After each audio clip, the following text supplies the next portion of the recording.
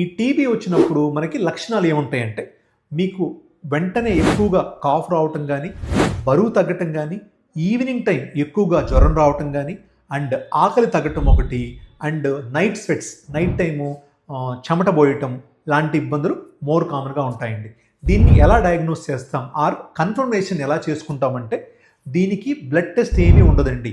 టీబీని ఏ blood టెస్ట్‌తో confirm చేసుకోలేము. ఇది పెద్ద మూఢనమ్మకం అండి.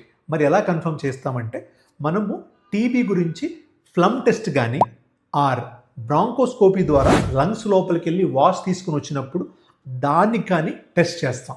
ఏ టెస్ట్ పంపిస్తాము అంటే, జీన్ ఎక్స్పర్ట్ అనే టెస్ట్ పంపిస్తాం. దాంతోపాటు టీబీ కల్చర్ అనే టెస్ట్ పంపిస్తాం. ఈ రెండిట్లో కానీ ఏదో ఒక దాంట్లో కానీ పాజిటివ్ వస్తే కంపల్సరీగా మనకి టీబీ ఉన్నట్టు 100కి 100% డయాగ్నోజ్ అవుతుందండి. ఆ డయాగ్నోసిస్ అయిన తర్వాత మనము ట్రీట్మెంట్ మొదలు పెడతాం. ట్రీట్మెంట్ ఎలా ఉంటుంది?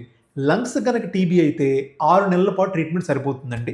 అదే ఎక్స్ట్రా పల్మనరీ టీబీ అంటే వేరే బోన్ టీబీ గానీ, కిడ్నీ టీబీ గానీ, పొట్ట టీబీ గానీ అయితే మీకు కొన్నింటికి 9 నెలలు అవసరం అవుతుంది. కొన్నింటికి సంవత్సరం కూడా అవసరం అవుతుంది. అది డాక్టర్ అడ్వైజ్ మేరకు మీరు రెగ్యులర్ ట్రీట్మెంట్ యూజ్ చేయాలి.